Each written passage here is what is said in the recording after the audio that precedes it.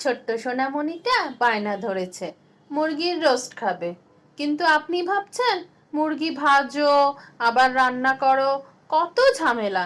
তাদের জন্য আমার আজকের এই রেসিপি। আসসালামু আলাইকুম, ওয়েলকাম টু শর্মিলি কিচেন। আজ আমি আপনাদের সঙ্গে শেয়ার করতে যাচ্ছি ভাজা ছাড়া মুরগির রোস্ট রেসিপি। রেসিপিটি করতে আমার কি কি উপকরণ লেগেছে এবং কিভাবে তৈরি করেছি চলুন তাহলে একসঙ্গে দেখে নেওয়া যাক। এখানে আমি 3টা মুরগি নিয়েছি, অর্থাৎ 12 পিস। আরও নিয়েছি রোস্টের মশলা, কাজু বাদাম, কাঠবাদাম, কিশমিশ, আলু বোখারা, এলাচি, দারচিনি, লং, জায়ফল, জয়ত্রী। আমি কিছুটা ফোড়নে দেব এলাচি দারচিনি, বাকি আমি সব মশলা বেটে মুরগিতে ইউজ করব। আরও নিয়েছি রান্নার তেল 1 কাপ, আদা রসুন বাটা 4 টেবিল চামচ, লবণ পরিমাণ মতো, কাঁচামরিচ নিয়েছি কিছু, বেরেস্তা আমি 1 কাপ নিয়েছি, টক দই 1 কাপ, টক দইয়ের উপরে হাফ টি স্পুন শুকনা মরিচের গুঁড়ো নিয়েছি। আরও নিয়েছি পরিমাণ মতো গোলাপ জল। চলুন তাহলে রান্নাটা করে নেওয়া যাক। চুলায় আমি পাত্র বসিয়ে তেল গরম করে নিয়েছি, দিয়েছি গরম মশলার ফোড়ন, শুধু এলাচি এবং দারচিনি নিয়েছি।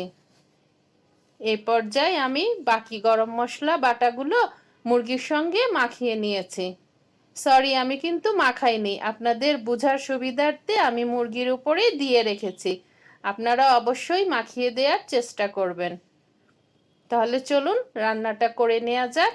এই পর্যায়ে দিয়ে দিচ্ছি আমি তেলে আদা রসুন বাটা, দিয়ে আমি ফোড়নের সঙ্গে ভালো করে আদা রসুন বাটাটা মিক্সড করে দেব।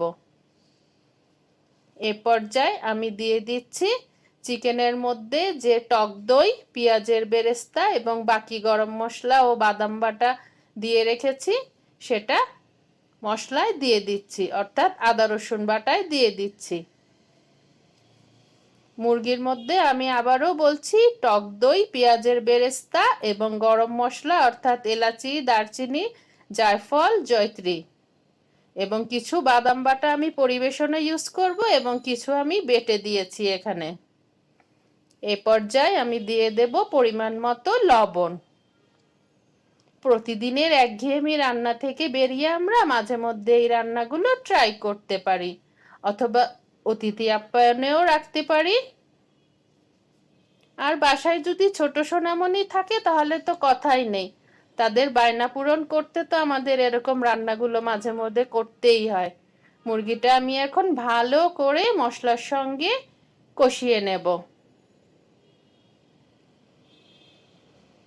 এই যে আমার চিকেন থেকে যে পানি উঠে এসছে এবং টক দই থেকে যে পানিটা উঠে এসছে, সেই পানিতেই আমি চিকেনটা ভালো করে ঢেকে ঢাকনা দিয়ে কষিয়ে নেব।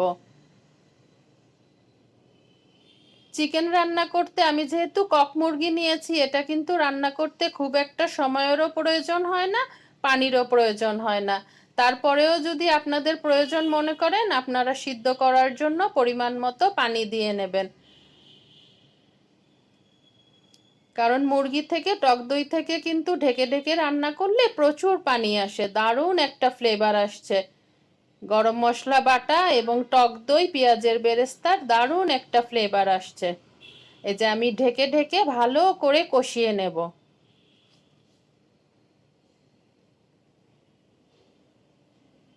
ফিরে আসলাম 20 মিনিট পর। এই যে আমার চিকেনটা প্রায় সিদ্ধ হয়ে গিয়েছে। এই পর্যায়ে আমি কিছু মশলা অ্যাড করে দেব, দিয়ে দিচ্ছি গোলাপ জল।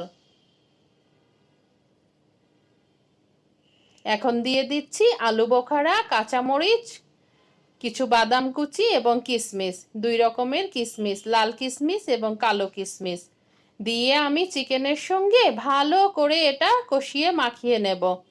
দিয়ে আমি কিছুক্ষণ ঢেকে দমে রাখবো, যাতে কাঁচামরিচের ফ্লেভারটা এবং আলু বোখারার ফ্লেভারটা ভিতরে আসে। আলু বোখারা থেকে দারুণ একটা টক টেস্ট আসবে চিকেন রোস্টে।